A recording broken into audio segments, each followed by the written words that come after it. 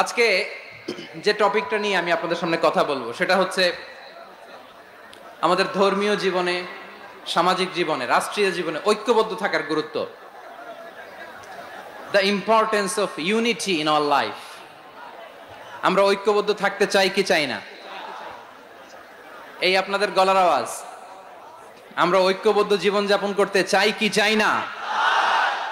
চাই। ঐক্যের কোনো বিকল্প নাই। গত 50 বছর তো দেখেছি এ ডিসইউনিটি, অনৈক্য, বিভেদ, বিচ্ছিন্নতা আমাদেরকে কোথায় নিয়ে গিয়েছে। এই যে দেখেন, কিছুদিন আগে আমাদের বর্তমান নেতা ডক্টর ইউনূস, উনি সব রাজনৈতিক নেতৃবৃন্দদেরকে ডেকেছেন একটা ইস্যুকে কেন্দ্র করে। তার মানে গোটা বাংলাদেশ এক হয়ে গিয়েছে। আমরা সবাই উদ্বেলিত হয়েছে, উচ্ছ্বসিত হয়েছে, ঠিক কিনা বলেন? রাজনৈতিক নেতাদেরকে ডেকেছেন উনি, আমরা এক হয়েছি। এরপর ধর্মীয় অঙ্গনের যে লিডাররা, বিভিন্ন ধর্মের, শুধু মুসলিম না, সবাইকে ডেকেছেন, আমরা ঐক্যবদ্ধ হয়েছি। এটাকে বলে ন্যাশনাল ইউনিটি, জাতীয় ঐক্য। যে কোনো ধরনের কনস্পাইরেসি, ষড়যন্ত্র, আধিপত্যবাদ মোকাবেলায় জাতীয় ঐক্যের চেয়ে মোক্ষম হাতিয়ার আর নাই। আমাদের একটা প্রতিবেশী দেশ আছে, আমরা আমাদের দেশ নিয়ে যত ভাবি তারা তার চেয়ে বেশি ভাবে। কথা বুঝতেছেন না? আরো ভেঙে বলতে হবে। হ্যাঁ, আমরা আমাদের দেশ নিয়ে যত উদ্বিগ্ন, এদের আরো টেনশন বেশি। বলেন, আমাদের দেশে শান্তি আছে না নাই? আমরা হিন্দু মুসলিমে কখনো দাঙ্গা লাগে? আসতে বলেন, কেন লাগে? ওদের পূজা পার্বণে আমাদের মাদ্রাসার ছেলেরা যে পাহারা দেয়, চিল্লায় বলেন ঠিক কিনা? আমাদের তাফসির মাহফিলের সময় ওরা ডিস্টার্ব করেন, ঢোল বাজায় না। ওদের পূজা পার্বণের সময় আমাদের তাফসির মাহফিলের ডেট হলে আমরা চেঞ্জ করে দেই। সুবহানাল্লাহ! কি সাম্প্রদায়িক সম্প্রীতির রোল মডেল। আর ওই বাংলাদেশের ব্যাপারে তারা অনেক ডিসইনফরমেশন ছড়াচ্ছিল। ভারতের অনেকগুলো গণমাধ্যম, আমি জেনারেলাইজ করব না, আমাদের প্রতিবেশী দেশের সব গণমাধ্যমকে আমি দোষ দিতে চাই না, অনেকগুলো গণমাধ্যম তারা ডিসইনফরমেশন শেয়ার করেছে। ডিসইনফরমেশন আর মিস ইনফরমেশনের পার্থক্য আছে। মিস ইনফরমেশন না জেনে ভুল বুঝে একটা মিথ্যা বা ভুল তথ্য ছড়িয়ে দেয়া, এটার ক্ষমা আছে, এটার কি আছে? আর ডিসইনফরমেশন মানে ইচ্ছা করে, প্ল্যান করে, ম্যাপ করে, ছক এঁকে মিথ্যা, গুজব, রটনা সোশ্যাল মিডিয়ায় ছড়ানো, এটার ক্ষমা আছে? আওয়াজ করে বলেন, ক্ষমা আছে? ভারতের কিছু গণমাধ্যম তাই করেছে। আমরা ব্যথিত হয়েছি, আমাদের হৃদয়ে রক্তক্ষরণ হয়েছে। আমাদের প্রতিবেশী দেশকে বলতে চাই, আমাদের দেশ নিয়ে আপনাদের ভাবার দরকার নাই। নিজের চরকায় তেল দেন, নিজের দেশ নিয়ে ভাবেন। গত মাসের ভয়েস অফ আমেরিকার রিপোর্ট, বাংলাদেশে সংখ্যালঘু জনগোষ্ঠী আগের চেয়ে বেশি নিরাপত্তা পাচ্ছে। Report voice of America, Muslim report নাকি?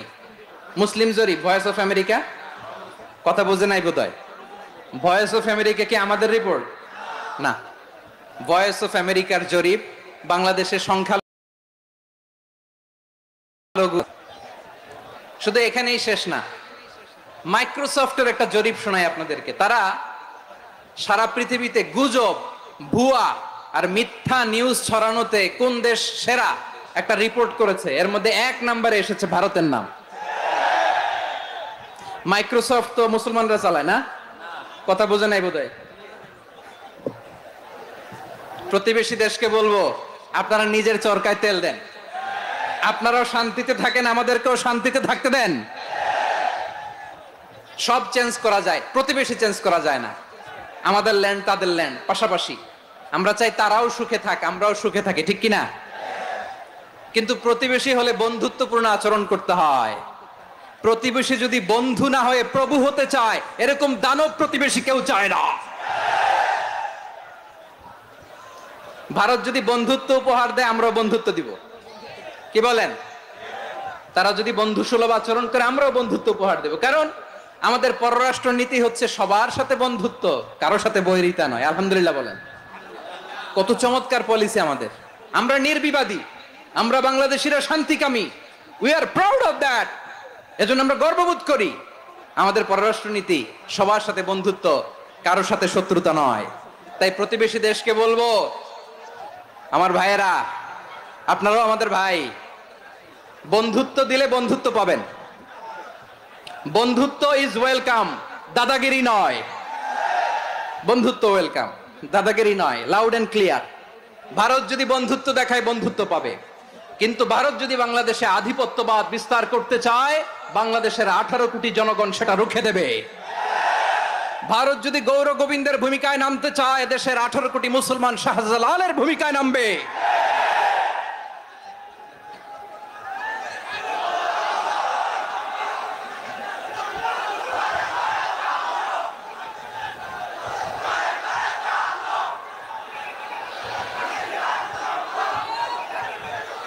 প্রিয় ভাইয়েরা, আমরা বন্ধুত্বে বিশ্বাসী, শত্রুতায় নই, ঠিক কিনা বলেন?